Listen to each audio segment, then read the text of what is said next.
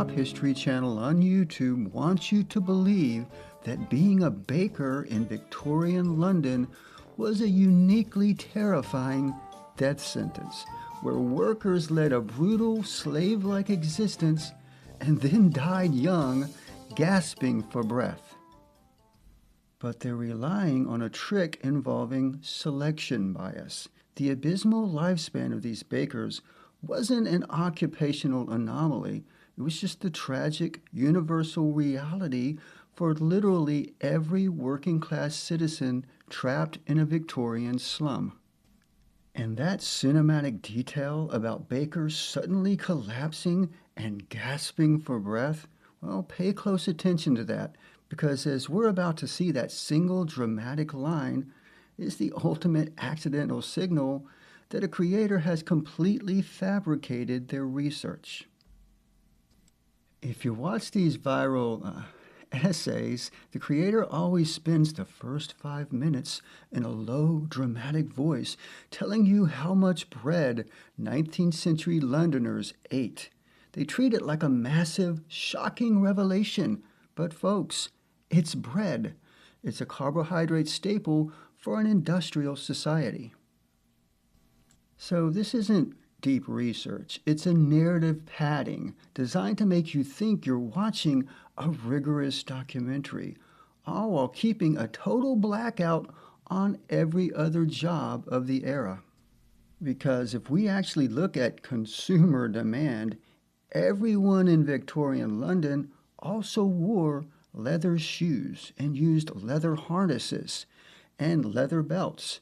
And well, leather was everywhere, but pop history channels don't make videos about Victorian tanners because it destroys their unique death sentence narrative. Leather workers spent their 16-hour days breathing in toxic ammonia fumes while manually scraping rotting flesh off hides.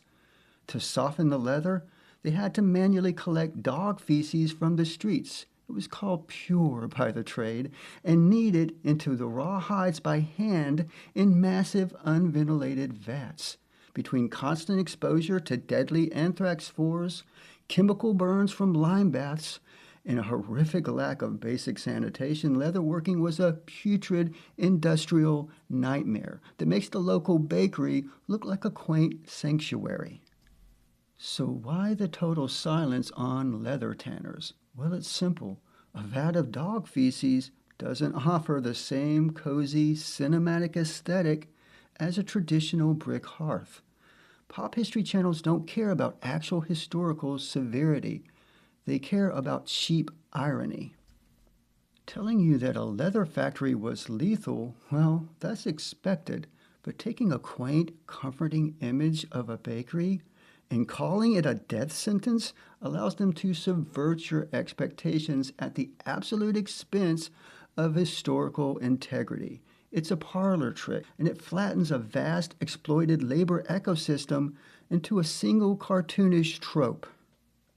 Let's actually look at the data. Pop history videos isolate the brutal, nocturnal, flour-choked reality of the bakery to shock you. But if you pull any Victorian trade out of a hat, the numbers look identical. In the mid-19th century, the average age of death, not life expectancy, that's a different metric, but death for the entire urban working class hovered between 17 and 32 years old due to cholera, typhus, and tenement density. And if you want to talk about uniquely lethal occupations, look at the matchstick makers whose facial bones literally rotted away from phosphorus exposure, or laundry workers pulling 16-hour shifts in unventilated toxic steam rooms. The videos black out these other jobs because there's nothing to hook you, the viewer, by explaining how awful an obviously awful job was. The sensationalism gets even worse when they talk about food chemistry. Creators love to shock audiences by claiming bakers poisoned London by mixing plaster into the bread. In reality, these adulterants were used in trace amounts as cheap bleaching agents and other things. It was a financial fraud, not an execution. And that plaster, well, the primary chemical in plaster, calcium sulfate, is a completely legitimate dough conditioner. It's used in commercial baking today to strengthen gluten. And this brings us back to that favorite dramatic and visceral image of the internet video essay, the claim that bakers ultimately died gasping for breath in a sudden dramatic fit of agony due to inhaling raw flour dust and other toxic dough ingredients. As a matter of pulmonary physiology and medical science, this is flatly embarrassing.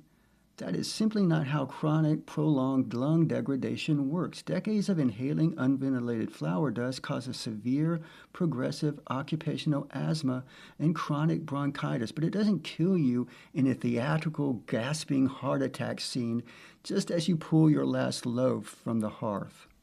It kills via slow, systemic cardiovascular exhaustion. Your heart undergoes severe right-sided failure from years of desperately trying to pump blood against a damaged, resistant lung tissue, or you succumb to secondary pneumonia.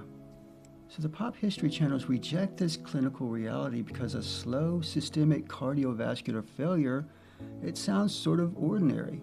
Tragic, but ordinary. It's not nearly as cinematic as a sudden, breathless death scene. So if a creator tells you that a baker was going to turn 35 and hit the floor gasping for air and die on the spot, they're proving to you right then and there that they have absolutely no idea what they're talking about. They're just writing a screenplay. When digital media trades academic integrity for shock value, they flatten and cheapen the complex history of labor.